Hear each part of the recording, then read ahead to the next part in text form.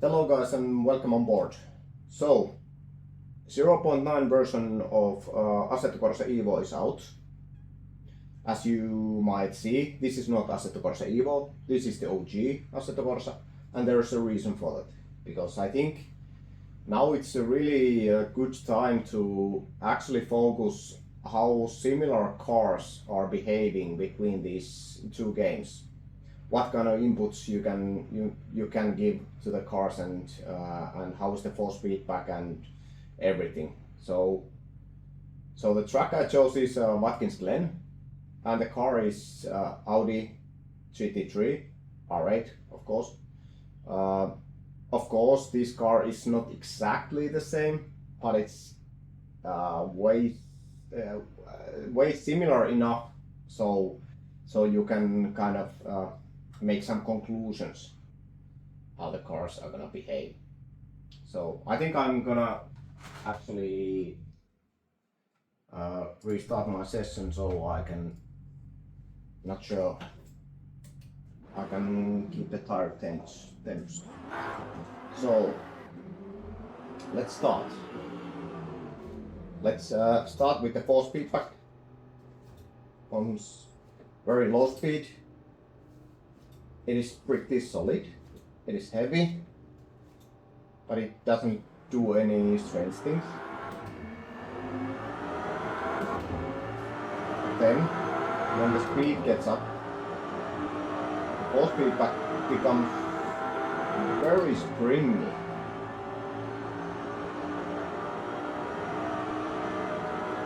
Now once we have picked up some speed, you can see the wheel is starting to oscillate by itself, and the force feedback is really tight and kind of springy. But let's not focus too much into that until I have some things I want to still say about the force feedback.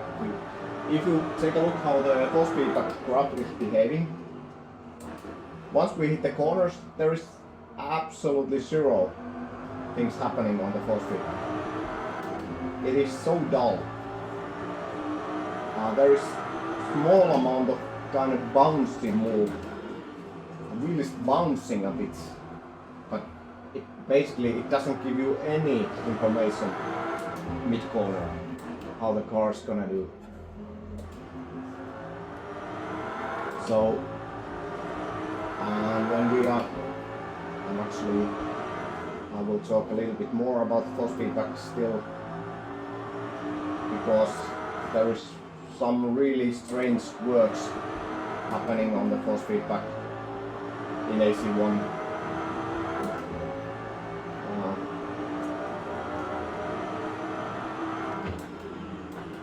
Not yet on this first corner, but on the second one, take a look at the force feedback graph. When we are hitting this high cambered corner, the force feedback is getting lighter instead of heavier. So it's behaving exactly the opposite it should be. Because when you hit the cambered road section, you should get an increase in load, but the force feedback is getting lighter. So it's very counterintuitive. But let's move on to the driving experience. In Assetto Corsa 1, it is very pronounced. There is so much of understeer everywhere. So basically, I kind of practiced how to drive with AC1, and it taught me to brake deep into the corners, make very V-shaped lines, so take pretty much all the speed away, then do the rotation, and then with some heavy throttle input make the car accelerate into the next straight with as far as straight as possible. So, and that's basically the biggest difference what I can feel in these games. Let's try to pick up some speed because now I'm basically cruising. So 140, almost 147 was the lap time. Really heavy jolt on the 4-speed backside. Once again the wheel is getting lighter and the car is yanking towards the inside of the corner.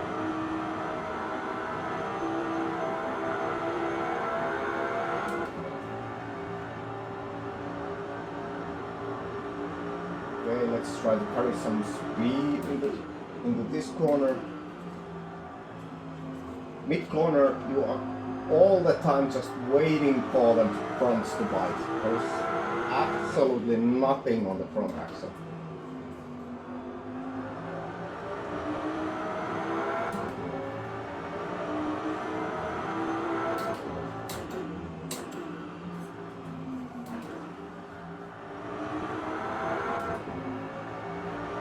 That was actually a bit surprising because I managed to get some oversteer, but of course there was a compression because of the uphill.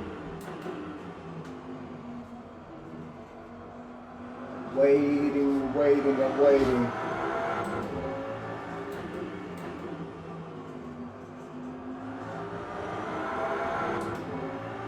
Really heavy throttle input there.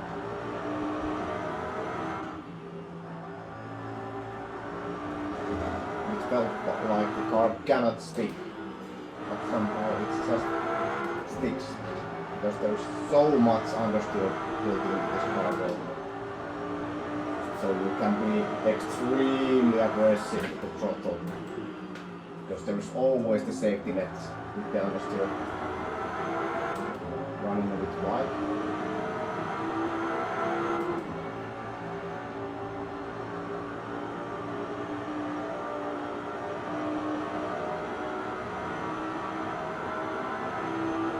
You can take a look at that force feedback graph. It is all the time bouncing a little bit, but there is absolutely zero of that small finer details happening. It is just some bouncy effect going on.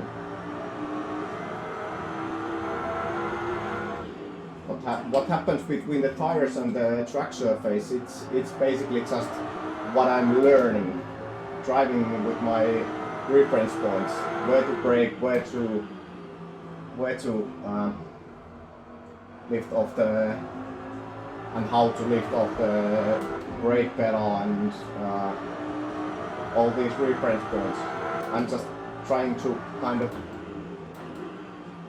search for those, how to drive the quickest lap time. Of course I'm not now very fast at the moment because I'm doing a lot of laning and not focusing at all, mostly driving.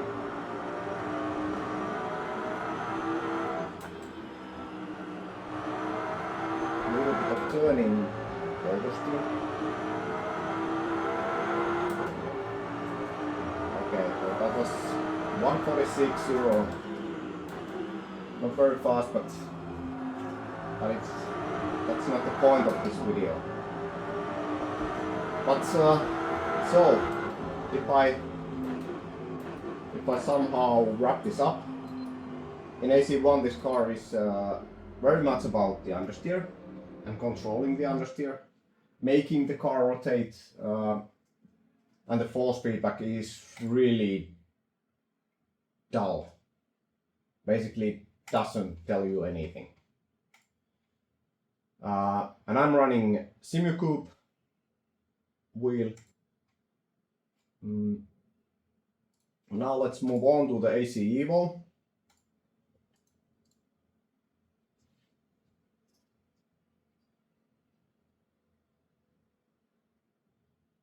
And the reason actually why I'm doing this with racing car is because I think the worst side of Assetto Corsa Evo is racing cars. I think the worst example are the open wheelers actually. So these GT3 cars at the moment I actually think these cars are drives extremely nicely. I don't like how the BMW is behaving, but it's more like the front engine, torquey engine, and those throttle inputs. I don't think they have nailed that throttle kind of throttle mapping and how the throttle pedal works. But anyway, it's not point of this video once again. On slow speed, the wheel is very much lighter in AC Evo. But other than that, it's working pretty much the same. I don't know, do we have some kind of force feedback graph? I don't think we have. So I just have to describe it with my words. So basically pretty much all of the springiness on the steering wheel is gone. As you can see, it doesn't oscillate. Even I tried to make it oscillate, it doesn't. So and now when we are mid-corner, there is all the time kind of small granular, small detail happening on the wheel, on the steering wheel. It is never like, it doesn't feel like it's clipping. It is so alive through the corners. I can all the time feel the front tires.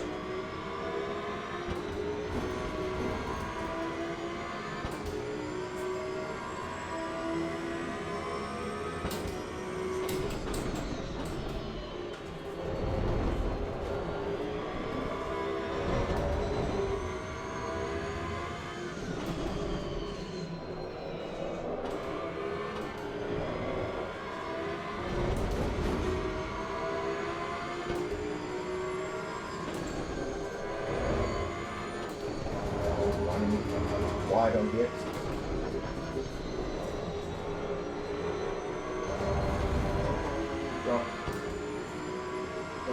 Hope the car will not damage too much.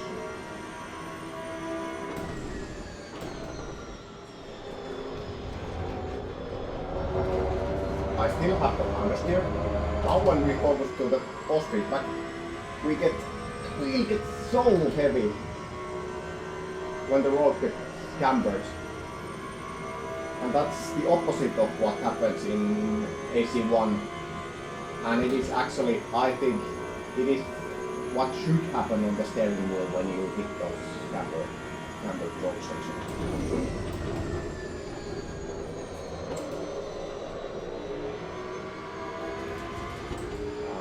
The difference how the car is behaving. In AC Evo, cars like a lot more rolling some speed into the corners, carrying the speed. And it's much more, when AC1 was much more about finding the right velocity the car can handle. In AC Evo there is so much more tools to be used. So you can balance the car mid-corner with your inputs so much better. The tires are actually responding to those inputs. It's not just that there is some endless understeer and then you are trying everything to make it stick at least somehow. But it's when we are driving some long corner and we have some small understeer, if we ever so slightly lift the throttle, we can make the front spike. And it's very different from the AC1. But as you can see, I'm still kind of the basic behavior of the car is pretty much the same. So there is that same amount of tendency to understeer. But now you have tools to fight against it.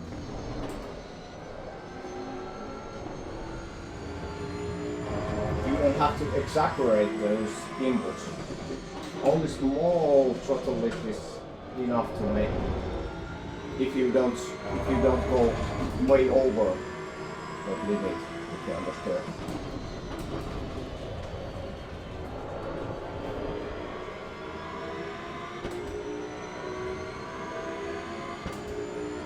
There is so much more leeway around the limit.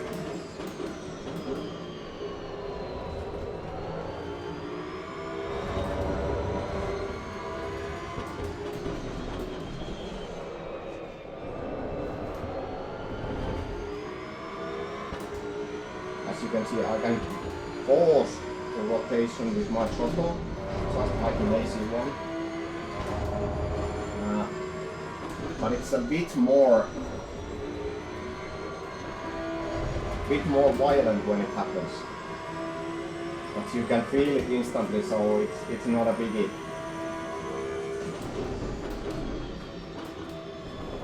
I feel myself so much more comfortable with the car in AC Evo. Even though I haven't driven these GT3 cars at all in AC Evo. And when compared to AC1, I have thousands of hours in AC1, so I should be very comfortable with the AC1 cars, but it seems like I am not. And the enjoyment I get driving these cars in AC Evo is just so much better. It is actually crazy.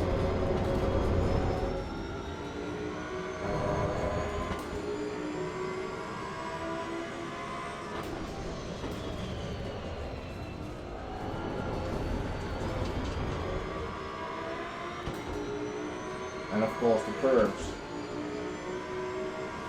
they are not breaking your car.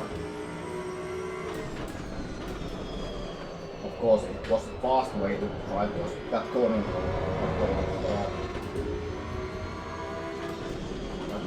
But the car responded like cars respond.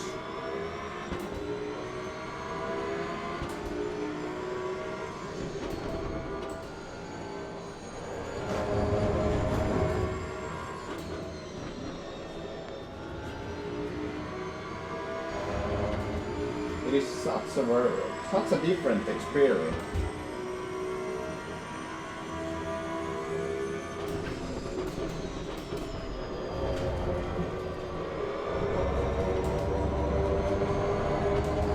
The funny thing is that if you compare this Audi R8, those street version cars, difference is even larger. And it's funny, the difference is exactly the same way.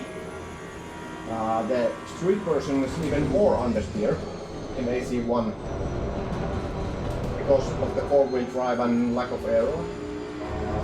So you are always kind of stopping the car to the apex and then trying to get the rotation and then shoot the next straight. But even those four-wheel drive cars in AC Evo, those street cars, you have tires, you have the rubber, you can stretch a bit and it can handle some load. So it's not just about the velocity. You can throw it into corners, you can play with the car mid-corner, and it just sticks. It is working like tires do work. So much less about learning all the reference points and more about driving that actual car.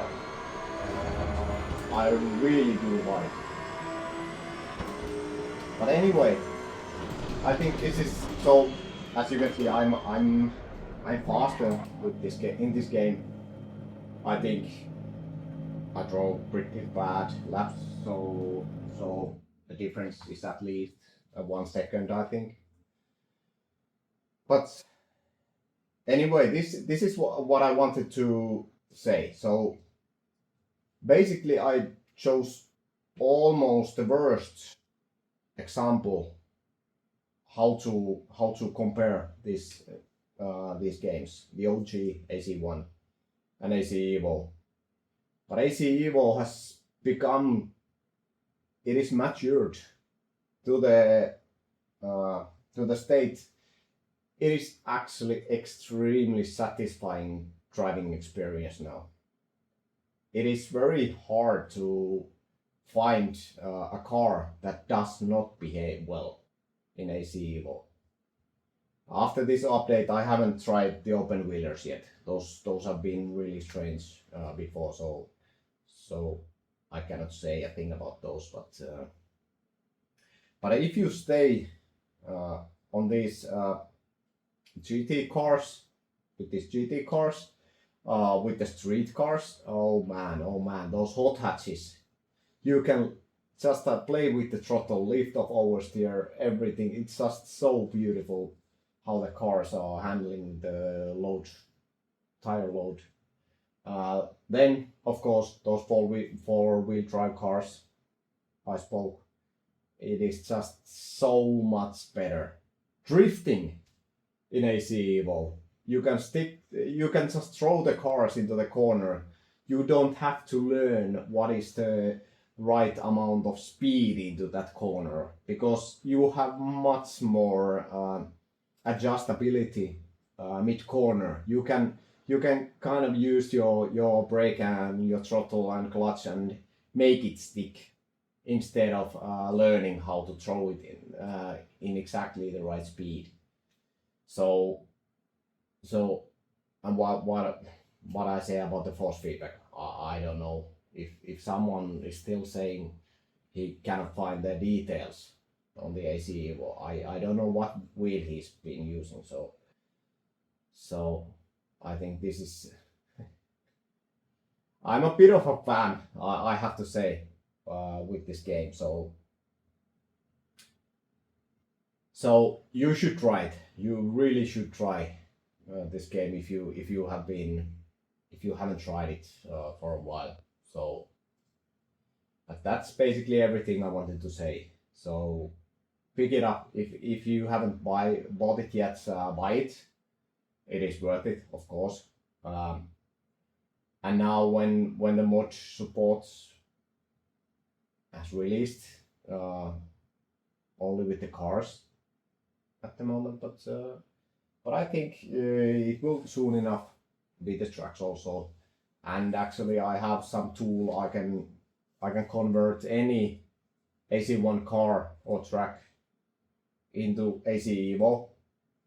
Tracks are not working very nicely at the moment, but some of the cars are converting really nicely, and you can get that better force feedback and kind of a bit of that AC Evo goodness on some of the cars, but then there are some of the cars where the physics just goes bonkers. There is some for example, the Legends car, it just the wheel went somehow completely messed up under the ground. The car was bouncing like when it was standing still, and it was completely broken. But yeah, I hope the modders will find this game, because I cannot wait what kind of tremendous fun the modders can create, because the underlying physics is so beautiful at the moment. I cannot state it even enough. But anyway, let's hope you learned something or enjoyed yourself, or if you hated it, let me know. Let me know. I can handle it. So anyway, see you on track, and bye bye.